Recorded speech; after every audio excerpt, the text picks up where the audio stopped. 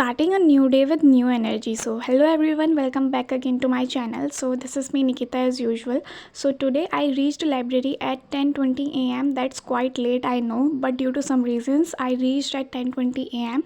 and the saddest part was I forgot to bring my earphone, so I can't go through videos. इसलिए I just do Pinnacle book English के लिए and today I did 200 questions that was from previous year of SSC all exams like CGL CHSL CPO.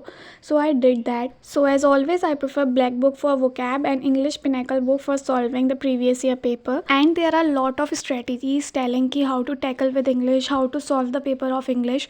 So for tier 2 you have more than enough time to solve the paper of English. So try to put down all the options in the sentence because मेरे संग जो चीज़ हुई that is तो चारों के चारों option में से I can eliminate 2 option very easily, लेकिन जो रिमेनिंग के 2 होते थे उसमें इतना ज़्यादा कन्फ्यूजन होता है कि I decide to took one at a time and put it in a sentence and read the sentence aloud and try to understand that. तो जिसमें मुझे लगता था कि हाँ ये हो सकता है option, I try to pick that option. लेकिन फिर भी अभी मेरे if I attempt at a one time at a single phase मैं 100 क्वेश्चन अटैम्प्ट करती हूँ 30 और 40 मिनट के बीच में, तो उसमें मेरे अराउंड अगर 80 भी सही 70 95 या 85 भी सही होता है तो बाकी के 10 और 15 मेरे गलत हो जाते हैं आउट ऑफ 100. सो क्योंकि इंग्लिश एक स्कोरिंग सब्जेक्ट है और इसमें 135 ऑन 135 लाना इतना मुश्किल नहीं है. As I told you already English और रीजनिंग में you can score very good.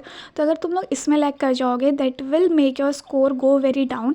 So try to do English as much as possible. तो इसीलिए मैं भी सुबह के टाइम पे इंग्लिश प्रेफर कर रही हूँ आजकल, ताकि मेरा स्कोर इसमें नीचे गिरे ना. और वो कैब तो मेरा सुबह के टाइम पे हो जाता है, but the thing is grammar portion तो उसमें तुम्हें ज़्यादा ध्यान देने की ज़रूरत है क्योंकि उसमें क्वेश्चन गलत होने के बहुत ज़्यादा चांसेस होते हैं. एंड कभी कभी मुझसे ये भी इतनी सिली मिस्टेक हुई है कि I decided to go with option D, लेकिन वो स्पॉट द एरर में वो स्लैश होता है and I was just confused कि इस वाले पार्ट का ऑप्शन सी होगा या डी होगा.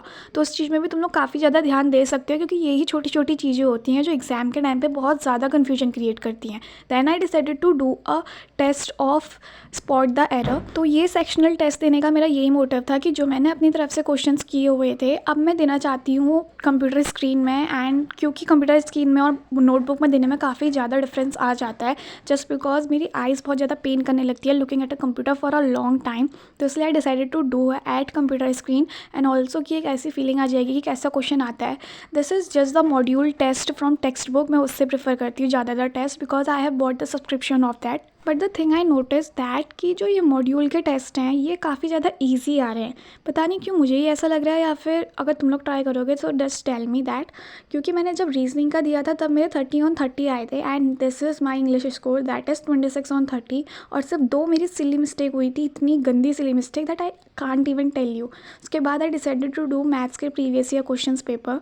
And one thing I just want to tell you that if तुम्हारे मॉक वगैरह में अच्छे स्कोर नहीं आ रहे हैं, बट अभी तो मैंने कोई मॉक वगैरह ऐसा सच दिया नहीं है, लेकिन अगर तुम लोग दे रहे हो और उसमें तुम्हारे स्कोर वगैरह अच्छे नहीं आ रहे हैं डोंट गेट पैनिक. क्योंकि जो मेंस का पेपर होता है वो मॉक से थोड़ा एक लेवल कम ही होगा. मॉक में ये लोग जानबूझ के हार्ड क्वेश्चन देते हैं so that we can analyze and study so hard, इस वजह से. लेकिन जो तुम्हारे टेक्स्ट बुक के क्वेश्चन आई मीन जो मेंस में क्वेश्चन आएंगे, तुम्हारे एग्जामिनेशन हॉल में क्वेश्चन आएंगे, that will be one level down of what you get in mock. अभी मैथ्स के लिए I didn't give any kind of mock. मैं सिर्फ अपनी अभी प्रैक्टिस कर रही हूँ क्योंकि मैं चाहती हूँ कि अगर मेरे मैथ्स में गंदे आए मॉक में तो I will be really very demotivated. So I decided to do practice as much as I can. क्योंकि मैथ्स एक ऐसा सब्जेक्ट है जिसमें बस तुम्हें प्रैक्टिस करनी होती है and just remember the formulas. उसमें ऐसा कोई चीज़ नहीं होती है कि रटना है भाई, सब चीज़ें प्रैक्टिकल हैं. तुम्हें समझना है कि अच्छा ये होता है, इसमें ऐसा अटैम्प्ट करता है, इसकी ये स्ट्रेटेजी होती है. तो वो सब चीज़ें तुम लोगों का हेल्प कर सकती हैं अगर तुम अच्छे से अपने आप के शेड्यूल को एनालाइज करो. Even maths, English, GK, reasoning इन सबको अच्छे से एनालाइज करो. And I have seen many videos of topper telling that they scored 90 on 90 in maths. So I don't think so that's a big deal to score good marks in maths. So try to give much of your time to maths. अगर तुम्हारी maths weak and don't feel demotivated, तुम पहले maths की अच्छे से practice करो then questions लगाओ. हर दिन अगर डेली का तुम्हारा 1 नंबर में बन रहा है तो टिल मीन्स तुम लोग बहुत अच्छा स्कोर कर जाओगे. Just trust the process and trust on your self. Arithmetic maths तो प्रीलिम से पहले मेरी डन हो गई थी, लेकिन एडवांस में मेरा इमेंसुरेशन टॉपिक रहता है जिसमें आई नो कि बस फॉर्मूलेज याद करने होते हैं एंड प्रैक्टिस करनी होती है क्वेश्चंस की, तो I will try to do इसको जल्दी से।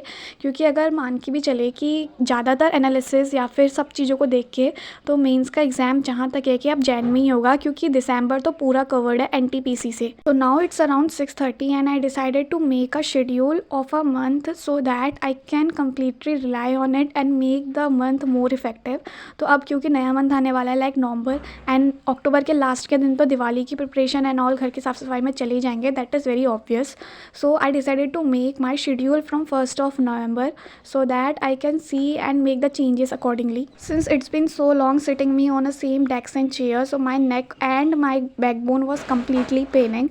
So I decided to do a walk, and you can see the weather outside, it's almost night. And then after, before going to home, I did a mock test of reasoning. तो यार reasoning में ना मैं सच बताऊँ, आई did that mock and मैंने 2 question में इतनी ज़्यादा सिली मिस्टेक की, इतनी ज़्यादा silly mistake that I even can't tell you. तो वही मिस्टेक वगैरह मुझे सब अवॉइड करनी है। तो रीजनिंग में ना जो भी मिस्टेक्स होती हैं that are all silly. Reasoning में कोई क्वेश्चन ऐसा नहीं होगा कि यार नहीं आता था इसलिए छोड़ दिया, बस सिली मिस्टेक थी, इस वजह से वो क्वेश्चन में गलती हो गई। तो मेरे 5 क्वेश्चन गलत हुए थे इस सब चीज़ों में। आउट ऑफ 30 क्वेश्चन मेरे 5 क्वेश्चन गलत थे। तो मेरा जो टोटल ओवरऑल मॉक था उसका जो मेरा रिजल्ट था that was 67 on 90 which was quite depressing for me, क्योंकि मुझे लगता था कि इसमें पूरे के पूरे मैं ला सकती थी। So that's all for today video guys. अपनी तैयारी करते रहो, trust the process, trust on yourself, you can do it. Bye bye.